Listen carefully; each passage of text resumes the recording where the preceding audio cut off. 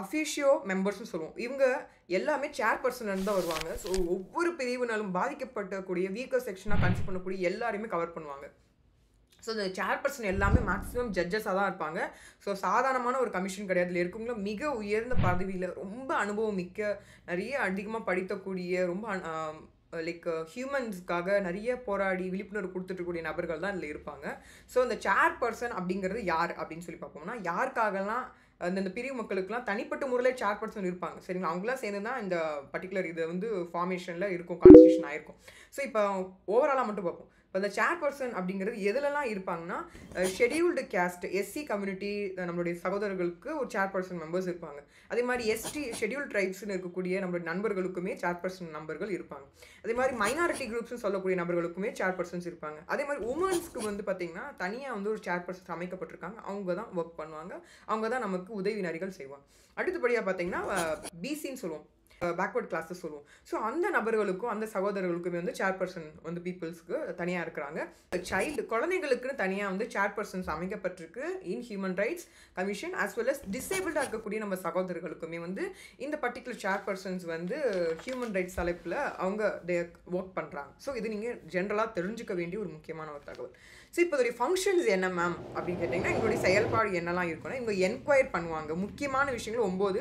So அதை நம்ம ஒவ்வொன்றா பார்ப்போம். என்கொயர் பண்ணுவாங்க. என்ன மாதிரியான விஷயங்களை என்கொயர் பண்ணுவாங்க அப்படின்னு பார்த்தீங்கன்னா, சூமோட்டோ கேசஸை வந்து என்கொயர் பண்ணுவாங்க. அதே மாதிரி ஒரு விக்டிம் பாதிக்கப்பட்டிருக்கேன். இப்போ ஃபார் எக்ஸாம்பிள் நான் ஒரு பாதிக்கப்பட்டிருக்கேன், ஒரு பையனால் பாதிக்கப்பட்டிருக்கேன், இல்லை என் குடும்பத்தார் மேலே பாதிக்கப்பட்டிருக்கேன் அப்படின்னா, இப்போ நான் ஒரு விக்டிம் ஆகிட்டேன். சரியா? இப்போ வந்து விக்டிம் இப்போ என்ன வந்து உங்கள் நான் கொடுக்குற கம்ப்ளைண்டை வச்சு அவங்க என்கொயரி பண்ணலாம். இது உங்களுடைய முக்கியமான. ஸோ இப்போ நான் மட்டும் தான் பண்ணணுமா, இல்லை யார் வேணால் பண்ணலாம். சரிங்களா? பாதிக்கப்பட்டிருந்தோம்னா யார் வேணால் கம்ப்ளைண்ட் கொடுக்கலாம்.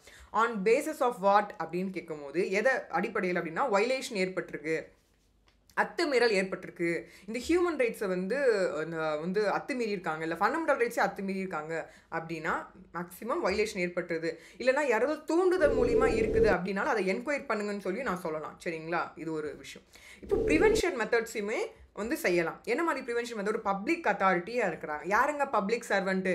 எல்லாருமே பப்ளிக்கு உதவி பண்ணுறதுக்காக இருக்கக்கூடிய இந்த யூபிஎஸ்சி டிஎன்பிசி எக்ஸாம் எழுதுறவங்க, இர்ரெஸ்பெக்டிவ் ஆஃப் ஸ்டேட்டில் இருக்கக்கூடிய எல்லா ஸ்டேட் கமிஷன்ஸில் எழுதுறவங்க எல்லாருமே comes under the heading of public servant. So இவங்க பப்ளிக்கு சர்வ் பண்ண தான் இருக்கிறாங்க. ரைட்டா? அதனால தான் அந்த சம்பளம் வந்து கொடுக்கப்படுது. இந்த சம்பளம் எப்படி வருதுன்னா டேக்ஸ்லேருந்து ஏற்படுது. டேக்ஸ் எப்படி இருக்குன்னா அகெயின் இட்ஸ் சர்க்குலேஷன் தான், திருப்பி சர்க்குலர் ஆகிக்கிட்டே தான் இருக்கும். ரைட்? இப்போ இவங்க ஏதாவது நெக்லிஜென்ட்டாக வேணும்னே இல்லை வந்து பார்த்திங்கன்னா அவங்களுடைய லைக் கேஷுவலாக எடுத்துக்கிட்டனால ஒரு முக்கியமான ஒரு இன்சிடென்ட் நடந்து போச்சு அப்படின்னா, அந்த ப்ரிவென்ஷன் கண்டிஷனில் இவங்க என்கொயரி செய்யலாம். அவங்களுக்கு பவர்ஸ் உண்டு. ரைட்? அடுத்தபடியாக யார் வந்து முக்கியமான ஃபங்க்ஷன்ஸாக இந்த இடத்துல பண்ணுறாங்க அப்படின்னா, கோர்ட் பிஃபோர் கோர்ட் ஏதோ ஒரு விஷயம் நடக்குதுங்க, ஒரு நீதிமன்றத்தில் இருக்குது. அப்போது அந்த இடத்துலையும் இவங்க இன்டர்வியூன் பண்ணலாம். போயிட்டு அவங்க என்ன பண்ணலாம், அந்த ப்ரொசீடிங்ஸ்லேயே போயிட்டு அவங்க என்ன ஒரு allegations of violations of human rights ஏற்பட்டிருக்கு அப்படின்னா இவங்க அதை எடுத்து பார்க்குறதுக்கான அதிகாரம் தரப்பட்டுள்ளது. சரியா? இதுவும் அவங்களுடைய ஃபங்க்ஷன்ஸ் தான்.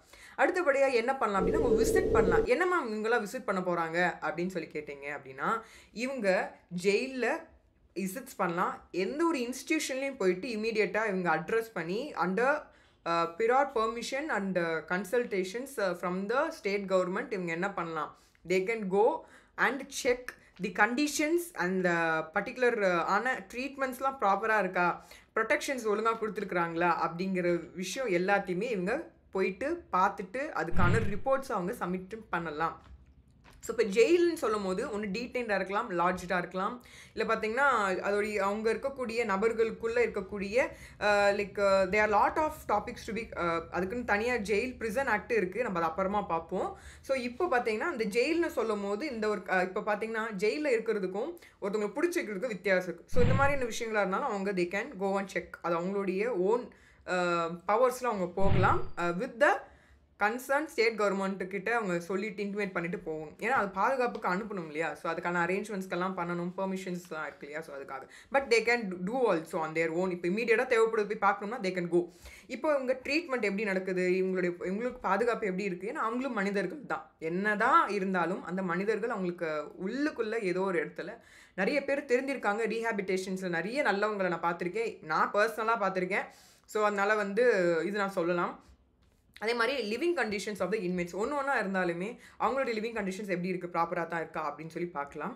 அதே மாதிரி அது ரெக்கமெண்டேஷன்ஸும் பண்ணலாம். ஏன் இந்த மாதிரி வச்சுருக்கிறீங்க, கொஞ்சம் இது பண்ணுங்க, கன்சிடர் பண்ணுங்க, அவங்களுடைய இது வந்து தெரிஞ்சிருக்க மாதிரி தெரியுது, அவங்களுக்கு நீங்கள் ஏன் கொஞ்சம் கன்சிடர் பண்ணக்கூடாது அப்படிலாமே கூட சொல்லுவாங்க. ஸோ இந்த மாதிரியான விஷயங்களுமே விசிட் பண்ணி அவங்க ரெக்கமெண்டேஷன்ஸை சொல்லலாம்.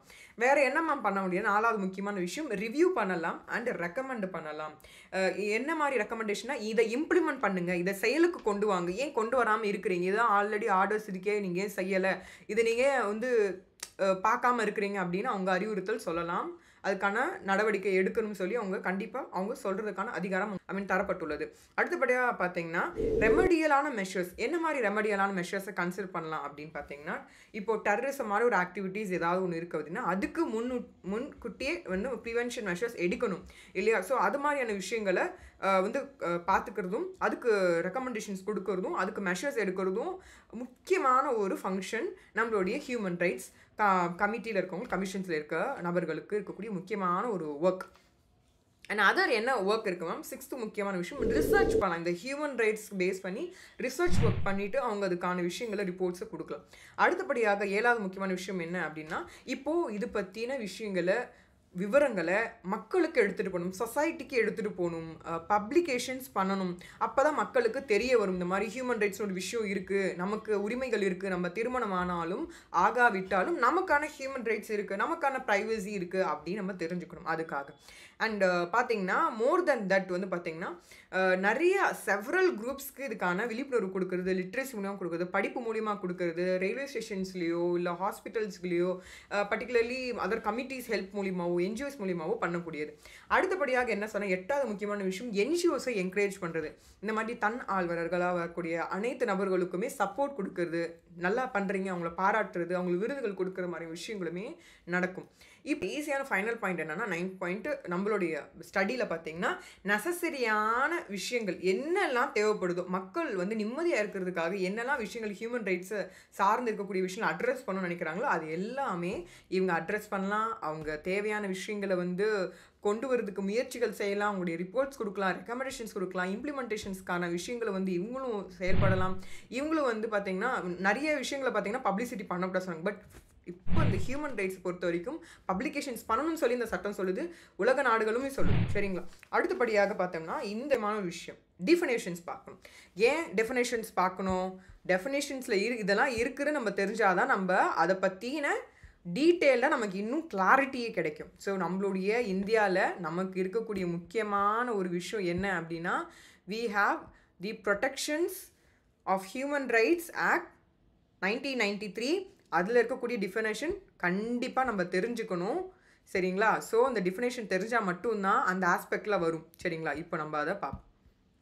இப்போ இது எங்கே மேம் சொல்லியிருக்கு அப்படின்னா செக்ஷன் 2Dயில் சொல்லியிருக்கு. 2Dயில் ஹியூமன் ரைட்ஸ் பற்றி பேசியிருக்கிறாங்க. சரிங்களா? இதில் முக்கியமாக எதெல்லாம் பேசுவாங்க 2Dயில் அப்படின்னு சொல்லி பார்த்தீங்கன்னா, டியில் பாருங்கள், அதாவது life, liberty, equality and dignity. So இதை எல்லாத்தையுமே ஃபோக்கஸ் பண்ணக்கூடிய விஷயம் அப்படிங்கிறது வந்து பார்த்தீங்கன்னா பர்டிகுலர்லி திஸ் டிஃபினேஷன்.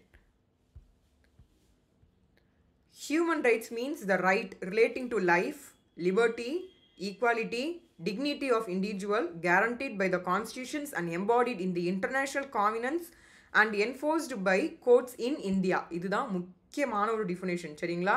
ரைட். அடுத்தபடியாக ஹியூமன் ரைட்ஸ் கோட் அப்படிங்கிற ஈல human rights code means the human right code specified under section 30. So நம்ம 30 நம்ம பார்ப்போம். ஸோ அதுக்கு முன்னாடி இதோடைய structure of the like particularly இதோடைய கோட் எப்படி இருக்குது, இதோடைய ஆக்ட் எப்படி இருக்குது அப்படின்னு சொல்லி நம்ம பார்க்கணும். ஸோ இப்போ நம்ம focusing to the structure of the act, அதாவது ஃபஸ்ட்டு இது வந்து சாப்டருங்க, மொத்தம் 8 சாப்டரில் வந்து பேசிக்கிறாங்க. இந்த 8 சாப்டரும் பார்த்திங்கன்னா ஒவ்வொன்றும் ரொம்ப முக்கியம். அது நம்ம 4 and 6 வந்து ரொம்ப ரொம்ப இம்பார்ட்டன்ட். ஸோ ஃபஸ்ட்டு சாப்டரில் ப்ரிலிமினரி பேசியிருப்பாங்க, அதில் 1 and 2 செக்ஷன்ஸ் பற்றி பேசியிருக்காங்க. சாப்டர் 2 வந்து நேஷனல் ஹியூமன் ரைட்ஸ் கமிஷன்ஸோடைய தலைப்பில் அது எப்படி அமைக்கப்பட வேண்டும், அதை எப்படி செலெக்ஷன்ஸ் பண்ண வேண்டும், அவங்களுக்கு எத்தனை வருஷம் வந்து அவங்க டேர்ம்ஸ் அண்ட் கண்டிஷன்ஸ் என்ன இருக்குது அப்படிங்கிற மாதிரி, வேகன்சி என்ன, அது மாதிரியான விஷயங்களை பற்றியுமே ஃபுல் டீட்டெயில்டாக இன்டெப்த்தாக இலாபரேட் பண்ணியிருப்பாங்க. சரிங்களா? அது வந்து 3 to 11 கவர் பண்ணியிருப்பாங்க. இப்போது 3rd சாப்டரில் வந்து ஃபங்க்ஷன்ஸ் அண்ட் பவர்ஸ் பற்றி பேசியிருக்கிறாங்க of the commission. So section 12 இருந்து 16 வரைக்கும் இதை பற்றி இலாபரேட் பண்ணியிருப்பாங்க. ஸோ இப்போ அடுத்தபடியாக சாப்டர் 4ல் வந்து ப்ரொசீஜர்ஸ் பற்றி பேசியிருப்பாங்க. ஸோ ஒவ்வொரு ப்ரொசீஜர் வந்து எப்படி ஃபாலோ ஆகும், இந்த ஒரு கம்ப்ளைண்ட் கொடுக்குறேன் அதுக்குப்படி என்ன ஆகும், என்ன மாதிரியான நடவடிக்கை வந்து அடுத்தடுத்த ஸ்டேஜ் போகும் அப்படிங்கிறத பற்றியும் இதில் பேசியிருக்கிறாங்க. ஸோ இதுதான் ஒரு முக்கியமான விஷயம். ஸோ செக்ஷன் 17லேருந்து 20 வரைக்கும் இதில் ரொம்ப டீட்டெயிலாக பேசியிருப்பாங்க. ஸோ 17 வந்து இன்கொயரி ஆஃப் கம்ப்ளைண்ட் எப்படி நடத்தணும், எப்படி எடுத்துக்கணும் அப்படின்னு சொல்லி இப்போ ஒரு இன்ஃபர்மேஷன் வருது, ரிப்போர்ட் டு த சென்ட்ரல் கவர்மெண்ட்டோ ஸ்டேட் கவர்மெண்ட்டுக்கோ இல்லை எனி அத்தாரிட்டி ஒரு ஆர்கனைசேஷனுக்கோ ஒரு சபார்டினேட் இருக்கவங்க கூட போகுது அப்படின்னா அந்த இன்ஃபர்மேஷன் ரிப்போர்ட்டை மேக்ஸிமம் இந்த முடிந்தளவுக்கு வேகமாகவும் ரொம்ப இதோடைய முக்கியமான ஒரு அம்சமே பார்த்தீங்கன்னா ஃபாஸ்ட்டாக ட்ரையல் நடத்தணும் அப்படிங்கிறதுக்காக தான், ஃபாஸ்ட்டாக ஒரு தீர்வு கிடைக்கணுங்கிறதுக்காக தான் இது கொண்டு வந்தது. ஸோ இந்த மாதிரியான விஷயங்கள் நடக்கும்போது இதோடைய ப்ராசஸ் இன்ஃபர்மேஷன்ஸ் வாங்கி ரிப்போர்ட் பண்ணுறது வைக்கிறது, இந்த மாதிரியான நெசசரி ஸ்டெப்ஸ் எடுக்கிறது, தேவையான விஷயங்களை வந்து இன்கொயரி மூலிமா என்ன நேச்சரில் வந்து எல்லாம் பார்க்குறது. ஸோ அடுத்தபடியாக செக்ஷன் 18ல் பார்த்தீங்கன்னா steps during and after enquiry. So இது அடுத்தடுத்து எப்படி அடுத்தது வைலேஷன்ஸ் ஆஃப் ஹியூமன் ரைட்ஸ் நடந்திருக்கு, ஒரு நெக்லிஜென்ட் ஆஃப் ப்ரிவென்ஷன்ஸ் வந்து ஒரு விஷயம் நடந்திருக்கு, இல்லை யாரோ தூண்டுதல் மூலிமா நடந்திருக்கு அப்படின்னா என்ன மாதிரி டேமேஜ் ஏற்பட்டிருக்கு, காம்பன்சேஷன் எவ்வளோ பேமெண்ட் பண்ணால் அவங்களுக்கு சரி ஈடுகட்ட முடியும், எவ்வளோ தூரம் வந்து ஃபேமிலி மெம்பர்ஸ் எந்த அளவுக்கு விக்டிமும் எந்த அளவுக்கு பாதிக்கப்படுறாங்க, அவங்களுக்கு என்ன மாதிரியான டாக்டர்ஸ் ஆர் கவுன்சிலிங்ஸ் என்ன மாதிரியான விஷயங்கள் கொடுத்தா அவங்களுடைய மன ஆரோக்கியத்துக்கும் அவங்க உடல் ஆரோக்கியத்துக்கும் இருக்கும், அவங்களை எப்படி சேஃப்டியாக வேறு எங்கேயும் போகிறதுக்கான இன்ஸ்ட்ரக்ஷன்ஸ் கைட்லைன்ஸ் கொடுக்கலாம் அப்படிங்கிற மாதிரி விஷயங்களும் பண்ணுவாங்க. அதே மாதிரி பார்த்தீங்கன்னா சுப்ரீம் கோர்ட்டோ இல்லை வந்து ஹை கோர்ட்டை வந்து ஏதாவது வந்து ஒரு டைரக்ஷன்ஸ் ஆர்டர்ஸ் ஏதாவது இருக்குது அப்படின்னா அதுக்கு தேவையான நெசசரி என்ன மாதிரி ஆக்ஷன்ஸ் எடுத்தால் கரெக்டாக இந்த நேரத்தில் இருக்கும் அப்படிங்கிற பற்றின விஷயங்களுமே அவங்க பண்ணுவாங்க. அது மாதிரி அதாவது ஸ்டேஜ் வந்து தேவைப்படுது, அந்த ஸ்டேஜ் வந்து முக்கியமாக முடிக்கணும் அப்படின்னாலும் அந்த விக்டிம்க்கு வந்து முடிஞ்ச அளவுக்கு அவங்க மன ரீதியாக ஆல்ரெடி உடஞ்சு தான் இருப்பாங்க, பட் அவங்களுக்கு தேவையான விஷயங்களை செய்வதற்கும் இந்த பர்டிகுலர் செக்ஷனில் வந்து சொல்லியிருக்கிறாங்க. அதே மாதிரி காப்பி வந்து கொடுக்கணும் அப்படிங்கிறது வந்து சொல்லியிருக்காங்க. Copy of the enquiry report to the petitioner or the representative யாராக இருந்தாலும் அவங்ககிட்ட கொடுக்கணும் அப்படிங்கிறது உங்களுடைய கடமையாக சொல்லியிருக்காங்க. அதே மாதிரி இப்போ கமிஷன் ஷால் சென்ட் த காப்பி என்கொயரி ஆன டுகெதர் எல்லாத்தையும் சேர்த்து ரெக்கமெண்டேஷனோடு சேர்த்து அந்த அத்தாரிட்டிஸ்க்கு வேறு யாருக்கோ கொடுக்கனாலும் அவங்களுக்கு நல்லது நடக்கணும் தாராளமாக செய்யலாம். ஸோ அது பீரியட் ஆஃப் 1 month அப்படின்னு சொல்லிட்டு அவங்களே ஃபிக்ஸட் கொடுத்துட்டாங்க. ஸோ அதில் ஏதாவது கமெண்ட்ஸோ ரிப்போர்ட்ஸ் இருந்தால் அவங்க பண்ணலாம், அதுக்கான விஷயங்களும் செக்ஷனில் சொல்லியிருக்கு. ஸோ அந்த commission shall publish this enquiry report together comments and concern government authority so சொல்லி கொடுத்துருக்காங்க. இதுதான் செக்ஷன் 18. நீங்கள் நம்ம தெரிஞ்சுக்க வேண்டிய ஒரு முக்கியமான ஒரு செக்ஷன். ஸோ 19ல் என்ன சொல்லியிருக்காங்கன்னா procedure with respect to armed force. இப்போ ஆர்ம்டு ஃபோர்ஸஸ் இருக்காங்களா அவங்க நபர்களில் இன்வால்வ் இருந்தாங்கன்னா அவங்கள எப்படி நம்ம எடுத்துகிட்டு போகணும் அப்படின்னா அவங்களுடைய மோட்டிவ் என்ன, அதாவது கொடுத்த report central government or so எதுவாக இருந்தாலுமே அதெல்லாம் ஃபாலோ பண்ணி பார்த்து தான் இருந்து தான் பண்ணுவாங்க. ஸோ இப்போ ஆர்ம்டு ஃபோர்ஸஸாக இருந்தாலும் அதுக்கான ப்ரொசீஜர்ஸ் கொடுத்துருக்காங்க, அதை தான் அவங்க கண்டிப்பாக ஃபாலோ பண்ணி ஆகணும் அப்படிங்கிறதையும் அவங்க இன்டிமேட் பண்ணிட்டாங்க. இப்போ அடுத்தபடியாக 20. ஸோ இது வந்து annual specified reports to the commissions. இது வந்து ரிப்போர்ட் எப்பயுமே அவங்க வச்சுருப்பாங்க. எல்லா கவர்மெண்ட் அத்தாரிட்டிஸ்க்கும் இந்த ரிப்போர்ட் ஆடிட்டிங் ரொம்ப முக்கியமான விஷயம். ஸோ அதே மாதிரி தான் இப்போ வந்து 5th சாப்டர் வந்து என்ன பற்றி பேசியிருக்காங்கன்னா ஸ்டேட் ஹியூமன் ரைட்ஸ் கமிஷன்ஸ் பற்றி ரொம்ப டீட்டெயில்டாக டெப்த்தாக பேசியிருப்பாங்க. இது வந்து செக்ஷன் 21லேருந்து 29 வரைக்குமே இதில் வந்து பேசியிருப்பாங்க. ஸோ இது ஒரு ரொம்ப முக்கியமான ஒரு விஷயம். ஸோ த சேர்பர்சன் யாராக இருப்பாங்கன்னா சிஜேஐ ஆஃப் தி ஹைகோர்ட். இப்போ ஹைகோர்ட் அப்படிங்கிறது வந்து நம்ம மதுரையில் இருக்குது அண்டு நம்ம சென்னையில் இருக்குது. அங்கே சிஜே யார் இருக்காங்க, so the particular one person in Chennai வந்து he will be the chairperson for the like state commission. சரிங்களா, நம்முடைய தமிழ்நாட்டில் இருக்கக்கூடிய ஸ்டேட் கமிஷன் அவர் தான் வந்து தலைமை தாங்குவார். அடுத்தபடியாக அது ஹைகோர்ட்லேயே டிஸ்ட்ரிக்ட்லேயே இருக்கக்கூடிய ஒரு member will be selected. And பார்த்தீங்கன்னா ஒரு மெம்பர் ஃப்ரம் அமாங் தி ஒரு நல்ல ஒரு ப்ராக்டிக்கல் நாலேஜ் வந்து ஹியூமன் ரைட்ஸ் ரிலேட்டடாக இருக்குது அப்படின்னா அவங்களையும் வந்து இந்த தரப்பில் எடுத்துப்பாங்க. சீஃப் எக்ஸிக்யூட்டிவ் ஆஃபீஸர்ஸ் இருப்பாங்க ஸ்டேட் கமிஷன்ஸ் அண்ட் அவங்க வந்து செக்ரட்டரி அவங்க வந்து செக்ரட்டரியாக வந்து ஒர்க் பண்ணுவாங்க. And finally we have headquarters in state commission. உங்களுக்கு எல்லாருக்குமே தெரியும், நான் அதை விஷுவலைஸ் காமிக்கிறேன். ஸோ இந்த மாதிரி தான் இருக்கும். அண்ட் பர்டிகுலர்லி முக்கியமான ஒரு விஷயம் என்ன அப்படின்னா இது லிஸ்ட்டு 2 அண்ட் லிஸ்ட்டு 3ல் இருக்கக்கூடிய 7th ஷெட்யூலில் சொல்லப்பட்ட அந்த அரசியலமைப்பு சட்டத்தில் இருக்கக்கூடிய விஷயங்களில் ஏதோ ஒரு முரணாகவோ வைலேஷன் ஏற்பட்டிருக்குன்னா கண்டிப்பாக ஸ்டேட் கமிஷன் கண்டிப்பாக என்கொயரி பண்ணி அதுக்கான நடவடிக்கை எடுப்பாங்கன்னு அப்படின்னு கண்டிப்பாக தெரிஞ்சுக்கணும். இதில் யாரெல்லாம் கான்ஸ்டியூட்டில் இருக்கணும் அப்படின்னு சொல்லிட்டு chief minister chairperson, speaker of the legislative assembly member and minister in charge of the department of home in that state வந்து மெம்பராக இருக்கலாம். இல்லை பார்த்தா leaders of oppositions of legislative அசம்பிளியில் வந்து மெம்பராக இருக்கலாம் அப்படின்னு சொல்லிட்டு இங்கே கொடுத்துட்டாங்க.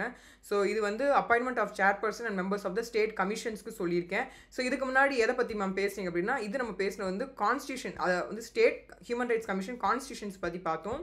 இது வந்து பார்த்தீங்கன்னா particularly appointment of chairperson and members of state commission. சரிங்களா, நீங்கள் ஜென்ரலாக தெரிஞ்சு இது யார் அப்பாயின் பண்ணால் கவர்னர், அங்கிட்டு யார் பண்ணுவாங்கன்னா லைக் பிரசிடென்ட் வந்து ரெசிக்னேஷன் இதில் எப்படி கொண்டு வராங்க வைக்கிறாங்க, அவ்வளோ டிஸ்சார்ஜ் ஆஃப் ஃபங்க்ஷன்ஸ் என்ன அப்படிங்கிற மாதிரியான டீட்டெயிலானு சொல்லிப்பாங்க. இப்போ office and other staffs of state commissions எப்படி இருக்கணும், அவங்களுடைய ரேங்க் என்ன மாதிரி ரேங்கிங்ஸில் இருக்கணும் அப்படின்னு சொல்லி. ஸோ